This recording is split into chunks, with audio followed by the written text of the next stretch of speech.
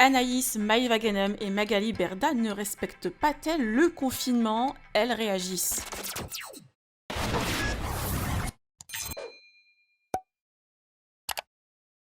Commençant par Anaïs qui s'est rendue à la campagne avec sa petite famille, sa maman et sa sœur pour passer le prochain mois de confinement loin de Marseille. Plusieurs internautes l'ont vivement critiqué sur son non-respect des mesures prises par le gouvernement. Hors d'elle, elle a réagi et a taclé tous ceux qui l'ont insultée, précisant même qu'elle s'est fait contrôler par la police et que tout s'est bien passé. Je vous laisse avec sa mise au point. On est en train de tout installer dans la maison, les relous, les lourdes là avec vos messages. Un mois de confinement à la campagne, mais le but c'est de rester chez toi. Je suis dans une maison, je suis enfermée, mais à la campagne. Voilà, j'ai fait le trajet de chez moi à cette maison. Vous allez arrêter de me rendre chèvre. S'il vous plaît, occupez-vous de vos culottes. Après, je ne m'exprimerai plus sur le sujet parce que je suis fatiguée et que j'ai autre chose à faire. Déjà, premièrement, arrêtez de croire que vous parlez à votre copine parce que je ne suis pas votre copine. Deuxièmement, quand vous me dites le but du confinement, c'est de rester à la maison, de ne pas sortir, de voir personne et de ne pas monter dans sa voiture. Quand tu vas faire tes courses, tu vas comment? En moonwalk? Tu prends ta voiture. À moins que tu as la chance d'avoir un supermarché à côté, tant mieux. Et la plupart des gens prennent leur voiture pour aller faire leurs courses. Donc c'est ce qu'on a fait. On est parti de chez nous, on a pris notre voiture pour arriver jusqu'à la maison de campagne. On a croisé absolument personne. Et vous m'avez dit, dommage qu'il n'y a pas eu un contrôle de flic. On a eu un contrôle de flic, vous inquiétez pas. Ne vous inquiétez pas, tout s'est très très bien passé d'ailleurs. On est dans les règles, on est confinés ensemble depuis le début.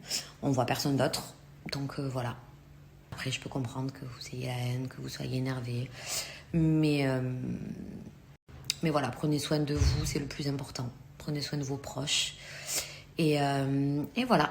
Surtout quand vous m'envoyez des messages pour m'insulter, me souhaiter la mort à ma fille, à ma nièce, à toute ma famille. Arrêtez d'envoyer des messages avec des faux comptes, assumez vos gueules, assumez qui vous êtes, ça vous le ferez jamais. Bref, c'est pas grave. Et je n'incite pas à la haine, parce que j'ai reçu des messages comme quoi j'incitais à la haine, je parlais mal.